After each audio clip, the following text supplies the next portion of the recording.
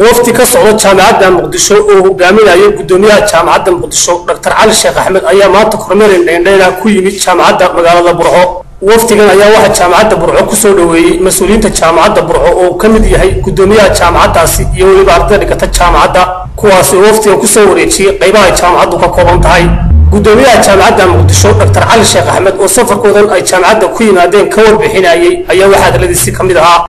جامعة برعو ورنهان وحيعرف ربضان أي نجد حيان أنا جوا دكتور علي الشيخ أحمد أبو بكر ورئيس جامعة مقدشو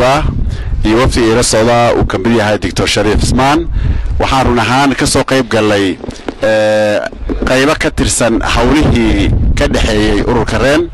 وحنا إسلام هاي إن كسو ختم الزيارة دي سوماليلاند جامعات كدرسن لما أنا كسو مرني إن كسو ختم برعانا نسيب وناق أي نوتة هاي سويت حوي رنهان مركي يجوه الرئيسي ما أين هين جامعة مقدشو ويران لما مر أوهرة أي تمد جامعة وحن لا هاي كلن كان ما أنت أنا ليه لأني مدحضة جامعة برعو كلن تاريخي أيون قنايا وحبذنا وحكوسه بيرين دونا إسكاشي اللي جربه جامعات إلى سميستان ومدحضة جامعات أي هرجليان أي قيم هي مكان نقول دونا وحبذنا وكبدلي دونا لبا جامعات أو سيال طبعا جامعات كتير سنة أيام هذا النهاي waxaan rajaynaynaa jaamacad kale inay gadaal kaga soo biiraan si loo hubiyo bulshada Soomaalida meel kasta ay ku nooshahay iyo si kasta ay u kala tagtigsan tahay haddana qaybaha tacliinta waxa way waa qayb aad iyo aad waxtar u ah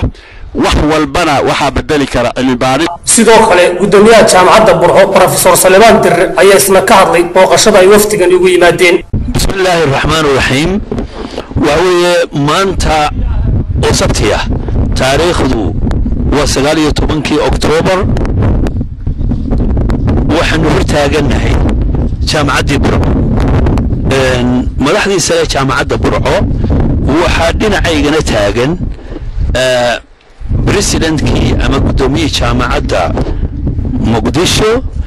إيو كحجنا دي سيجارهان دكتور شريف وحنو آدي أدوسو دويننا جامعة برعو وكمله jaamacadaha ay dawadaagta yihiin heshiiska iyo wada shaqaynta buuxda ay ka dhaxayso aad iyo aad baan ugu faraxsanahay inuu halkaan nooga soo safro isagoo dariiq dheer Muqdisho Hargeysa Amuud soo maray inuu annakana nagu gabagabiyo safarkii sharaf iyo qadarin bay noo tahay waxaanu aad iyo aad uga mahadnaqaynaa